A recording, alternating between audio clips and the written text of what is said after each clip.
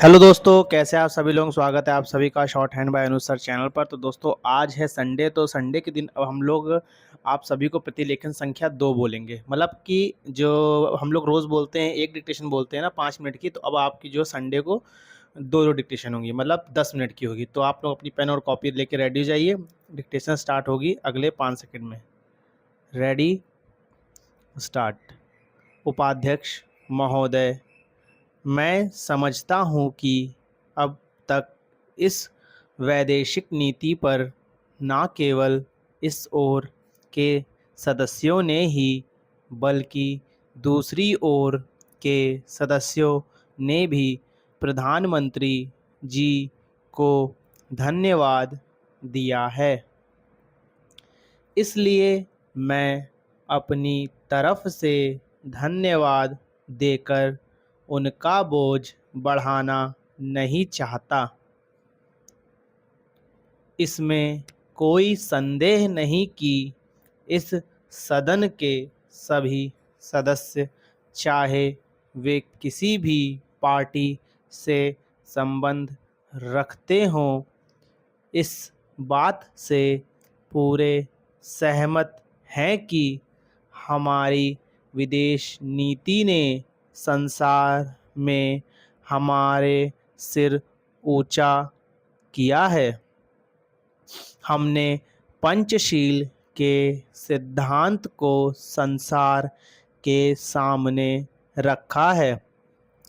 यदि हम उसके आधारभूत सिद्धांत पर दृष्टिपात करें तो हमको पता चलता है कि हमने संसार में एक जो सबसे बड़ा काम किया है वह यह है कि हमने तनाव को कम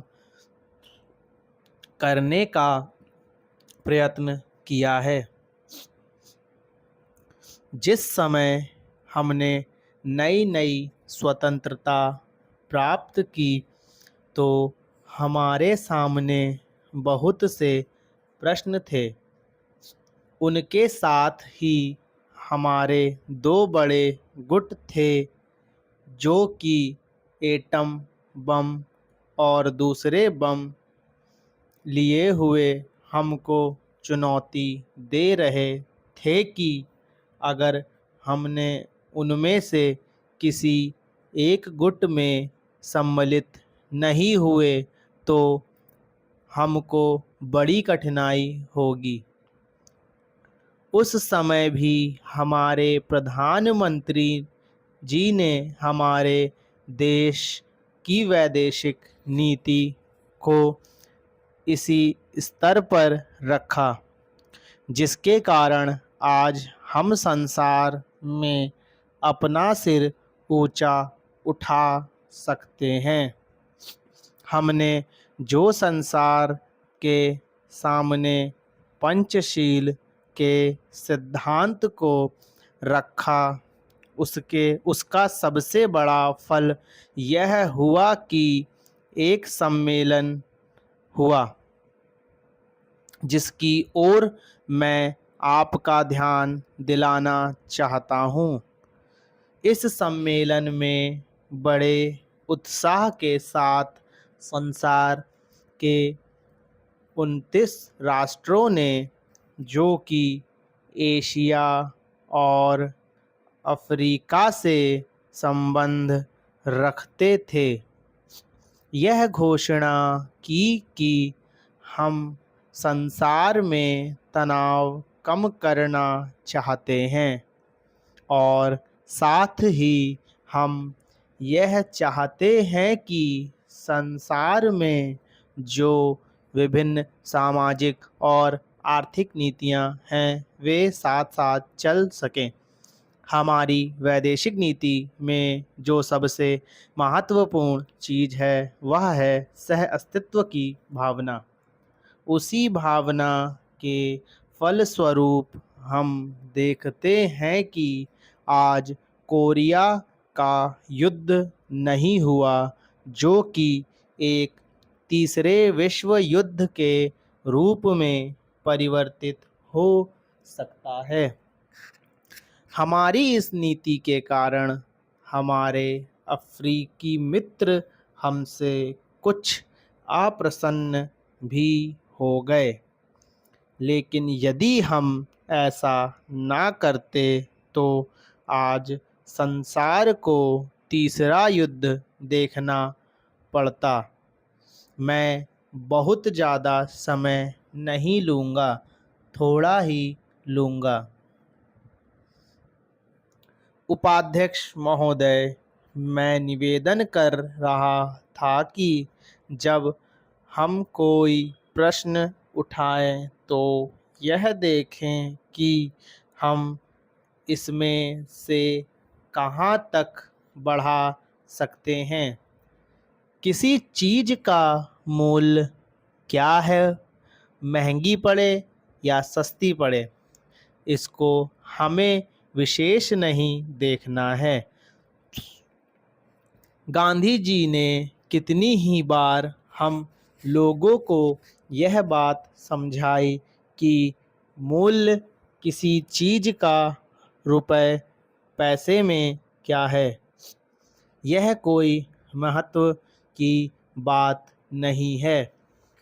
आप जानते होंगे कि एक वस्तु जो कि हमारे देश में बहुत सस्ती मिलती है, वही वस्तु दूसरे देश में महंगी मिलती है। इतना निवेदन करने के बाद अब मैं श्रम विभाग की जो रिपोर्ट है उसकी एक मद की ओर तुरंत आ जाता हूँ। जैसा कि पहले मैंने कहा, मैं समझता हूँ कि हमारे इस श्रम विभाग का महत्व दिन प्रतिदिन बढ़ेगा। बहुत से प्रश्न हैं जिनकी तरफ आपका ध्यान भी नहीं है। उन प्रश्नों को आपको लेना पड़ेगा। आज आपका श्रम विभाग अधिकतर औद्योगिक श्रमिकों की ओर ध्यान दे रहा है। अभी हमारे माननीय सदस्य ने जो खेतीहर मजदूरों की दशा सुधारने की ओर भी आपका ध्यान दिलाया था और बतलाया था कि आज उनकी कैसी खराब हालत हो रही है, मैं उनसे पूरी तरह सहमत हूँ।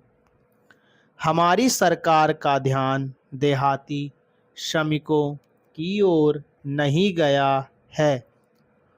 उनकी बड़ी बुरी हालत है। आपने उनकी दशा सुधारने के लिए क्या किया है? मैं पूछना चाहता हूँ कि जो लाखों और करोड़ों आदमी देहातों में बेकार बैठे हुए हैं, उनको मजदूरी और काम दिलाने के लिए आप क्या कर रहे हैं? करीब 7 लाख आदमी नौकरियों के लिए प्रार्थी हैं, जैसा कि रिपोर्ट में लिखा है। इनके अतिरिक्त कितने ही लाखों और करोड़ों आदमी देहातों में बेकार बैठे हुए हैं और कितने ही आधी बेकारी की हालत में हैं, और श्रम विभाग उन बेकारों और आधी बेकारी वालों की संख्या पता लगाने में असमर्थ है।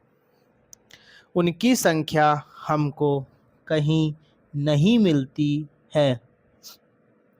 मेरा निवेदन यह है कि हमारे देश में बेकारी बहुत अधिक है। जितना अधिक हम बेकारी को दूर कर सकें, उतना ही अधिक हम अपने देश और समाज को सुखी बनाएंगे। इस कार्य में आपका और आपके विभाग का दायित्व बहुत अधिक है। जो भी नया काम आरंभ होता है उसका दायित्व श्रम विभाग पर रहता है।